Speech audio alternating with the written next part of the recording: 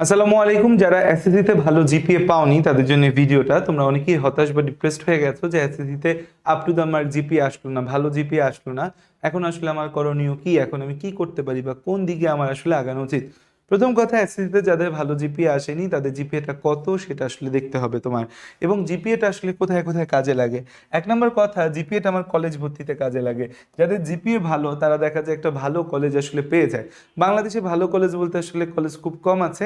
বেশিরভাগ কলেজই আসলে কলেজের নামে যে সার্টিফিকেট দেওয়ার একটা জায়গা।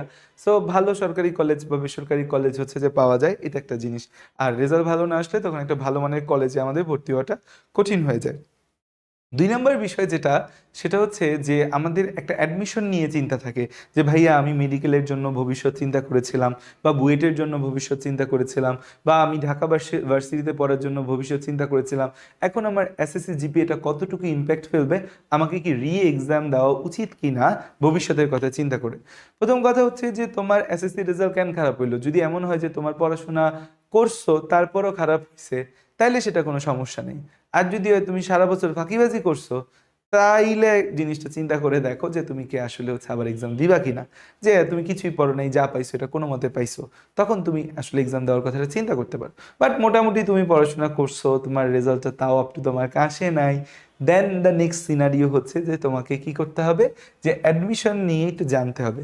দেখো, মেডিকেল ভর্তি পরীক্ষা দেওয়ার জন্য এসএসসি আর এইচএসসি মিলায় জিপিএ লাগে 9, এবং এসএসসি বা এইচএসসি কোনোটায় 4-এর নিচে থাকা যাবে না। দুই নম্বর হচ্ছে বুয়েটে কোনো জিপিএ রিকোয়ারমেন্ট নাই। বুয়েটের রিকোয়ারমেন্ট হচ্ছে এইচএসসির পিসিএম মার্ক, ফিজিক্স কেমিস্ট্রি আর ম্যাথের মার্ক। ডিইউতে তোমার এসএসসি এইচএসসি মিলায় 8 লাগে, কোনোটায় 3.5-এর নিচে থাকা যাবে না। জাহাঙ্গীরনগর এই বিশ্ববিদ্যালয়ে এসএসসি এইচএসসি মিলে 8 লাগে, কোনোটায় 4-এর নিচে থাকা যাবে না। সব জায়গায় আবার এই জিপিএর উপর কিছু মার্ক হয়, যেটা খুবই কম।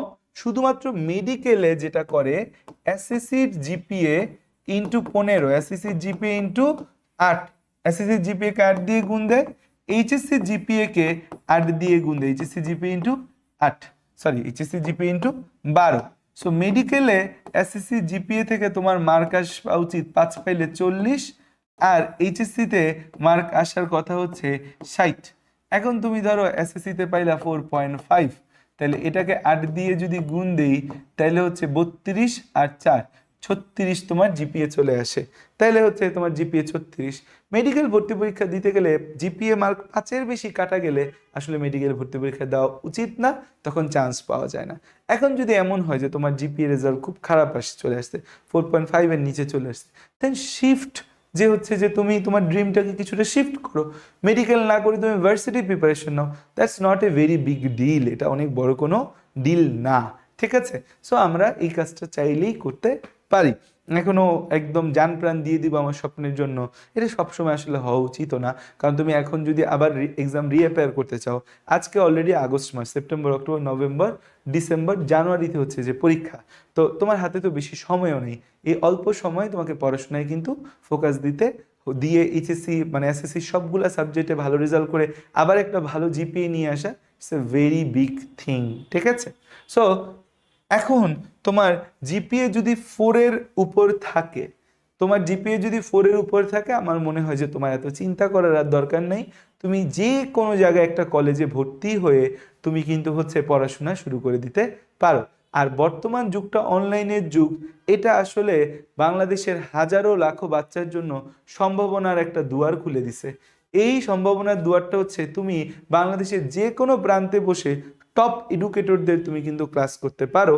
মানে যেই ক্লাস ঢাকায় বসে এনডিসির একটা ছেলে করবে, সেই ক্লাস কক্সবাজার বসে তুমিও করতে পারতেছো। এইটা একটা বড় অ্যাডভান্টেজ। এই অ্যাডভান্টেজটা আমরা নিতেই জানি না। এই অ্যাডভান্টেজটা নিলে কিন্তু আমাদের আর কিছু লাগে না। সো তুমি যেখান থেকে এই ভিডিও দেখছো, তুমি কিন্তু আমার বায়োলজি ক্লাস করে নিজেকে আগায় নিয়ে যেতে পারো, আরেকজনের কেমিস্ট্রি ক্লাস করে আগায় নিয়ে যেতে পারো। So it's not a very big deal. আর তোমাদের বায়োলজি শেখানোর জন্য আমি একটা ফ্রি প্রজেক্ট নামিয়েছি। পেড প্রজেক্টটা আপাতত আমি সময় দিতে পারবো না, বাট ফ্রি কিছু যদি 28-এর জন্য না করি, বাচ্চার অভিভাবকরা রাগ করবে। সো 28-এর জন্য আমাদের একটা বায়োলজি ক্যাম্প, ব্যাচেলস অফ বায়োলজির ফ্রি বায়োলজি ক্যাম্প আমরা করব। 2টা অধ্যায় আমি তোমাদেরকে ফ্রি পড়িয়ে দিব। সো গ্রুপ লিংক দিয়ে দিচ্ছি কমেন্টে, যুক্ত হয়ে যাও। Thank you. আসসালামু আলাইকুম সকলকে।